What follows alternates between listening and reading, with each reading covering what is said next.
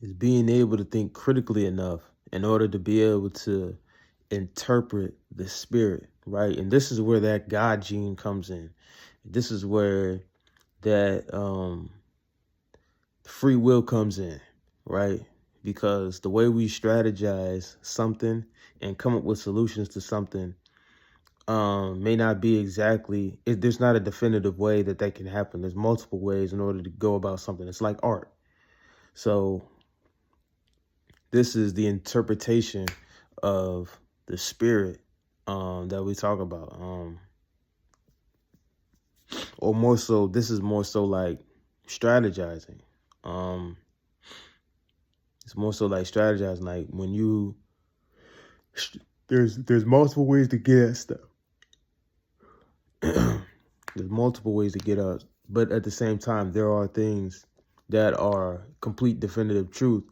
But for the most part, when we talk about strategizing and going about doing something, there are multiple ways about getting at something, right? So, other than that, you know, that was the one thing that we wanted to talk about right there, which was, I believe, is something that we need to kick in and get better at, is the interpretation of the spirit. The other thing is psychological development. Being able to psychologically develop ourselves, because when life hits us, it's going to try to take us. What it does is it takes us out of our natural rhythm.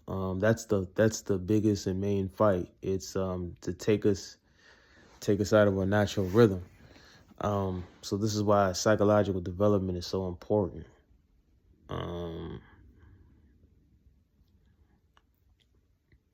But the other thing we wanted to talk about, aside from this interpretation of the spirit and the mind,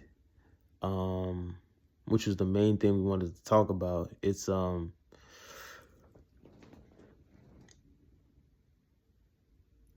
being educated. Because the more we educate ourselves and the more we become aware of, the more we mentally develop ourselves and cater to all aspects of ourselves, the easier it is or better it is for our minds to function.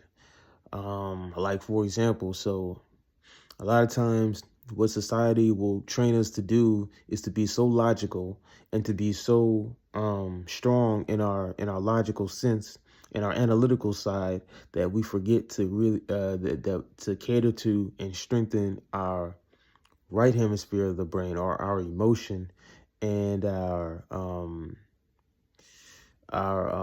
creativity and imagination and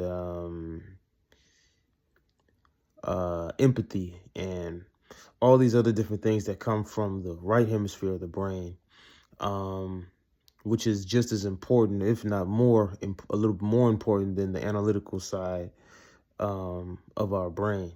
So I said this in one of my last videos as well. When we develop ourselves, we have to be able to look at it as Black people specifically. When we talk about enslavement or slavery, we're still recovering from the mentality of slavery and the effects of that. And a lot of times that's emotion kind of gets suppressed, how we really feel about that. And when it does, it puts us in a state of inferiority, because now we're dealing with something that we have long since suppressed so long ago that we're not even aware that some of the decisions that we make or some of the thinking that we have is actually a dysfunction due to the fact that we haven't dealt with emotions or how we feel about slavery, or, just things like that. And when we talk about schizophrenia And when we talk about this indecisiveness and, you know, things like this comes from not mentally repairing or not being mentally repaired um, with the right hemisphere of our brain, right?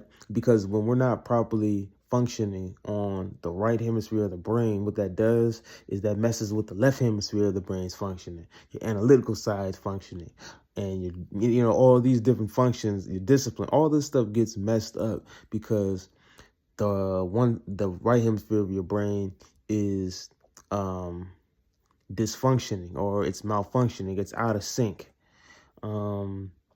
So what we need to be able to do is to properly figure out what type of imbalances we have in our limbic system or the right hemisphere of our brain, and be able to properly structure ourselves to fit what it is that we're trying to do and what our goals are, and the left hemisphere and the analytical side of our brain, right? So to get more specific into that, we need to cater to our imagination and our curiosity and our creativity. Because when we cater to our creativity and our imagination and things like these, when we take the time to actually learn about our history, and we take the time to learn about what was really going on back in the 60s, or what were they really like? What is the difference between them, how they were then and how we are now? Once we really start to cater to that type of stuff and really feed our imagination or our mind what it wants, then this will allow us to not only better learn and get more on our analytical side and learn more, but this also repairs our right hemisphere of our brain, because it gives us, now our brain gets to start forming solutions of how to properly structure ourselves or how to properly position ourselves in society present day.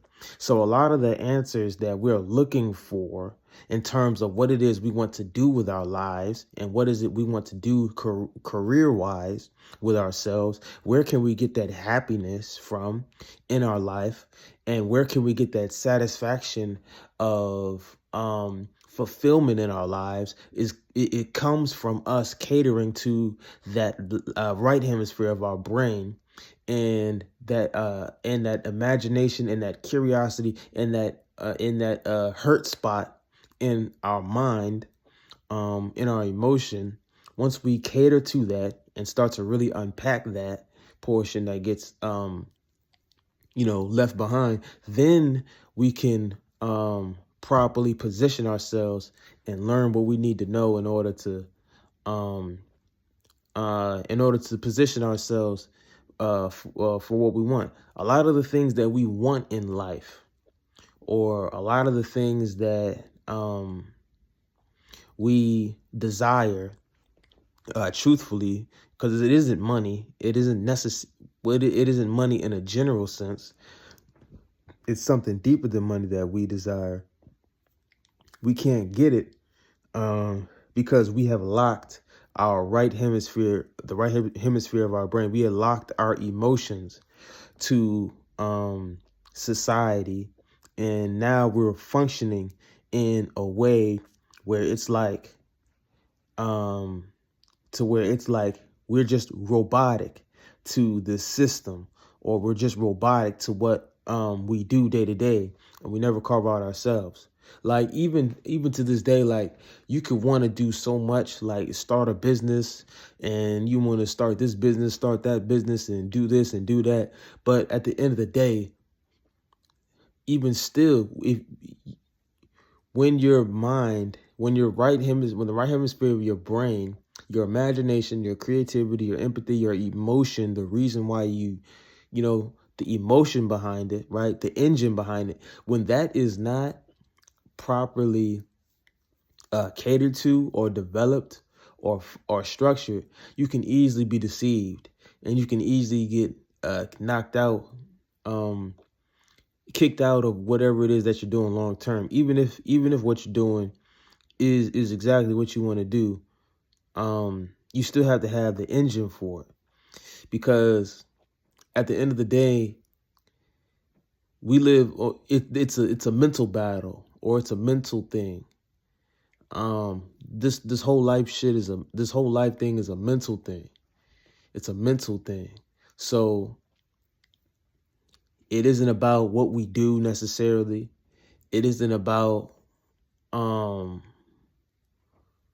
it isn't about what we eat. It isn't about any of that type of stuff. It isn't about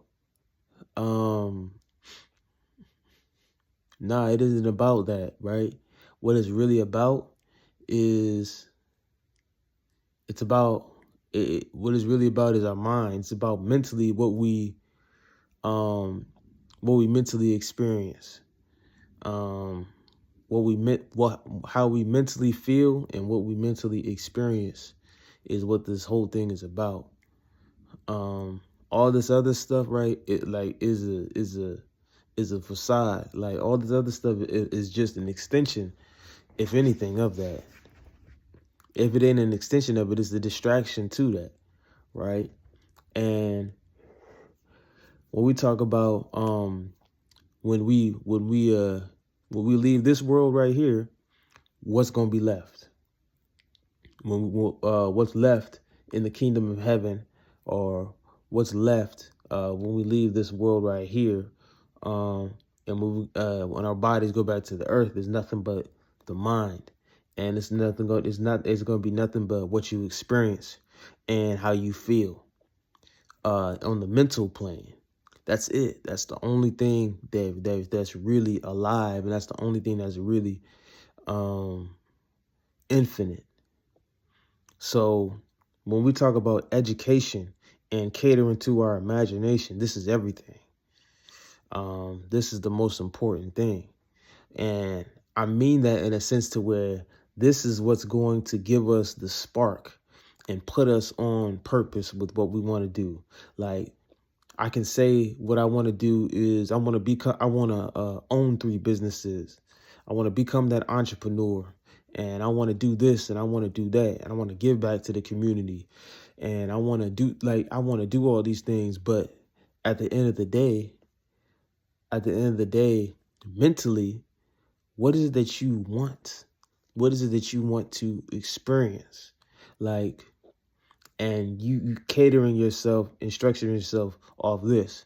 And this is the most important thing too, because when you don't cater to your mind and you don't cater to your imagination and the things that you want to experience, you get put on default and your mind gets put on autopilot, which is not a good thing, because autopilot means system.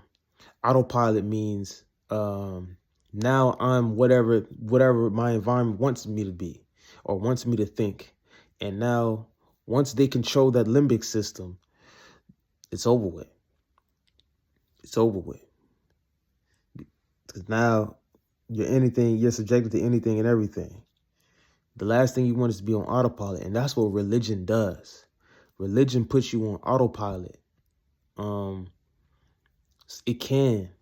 I'm not going to say religion in a general sense. I'm going to say more so, but from my experience, and I know a lot of other people's experience, Christianity can do is it can put you on autopilot, and it can get us Black people in a state of praise and worship and spirit. But at the same time, what it also can do is it can really strip us from the mental aspect of this whole thing and keep us at a state of prayer and not at a state of meditation.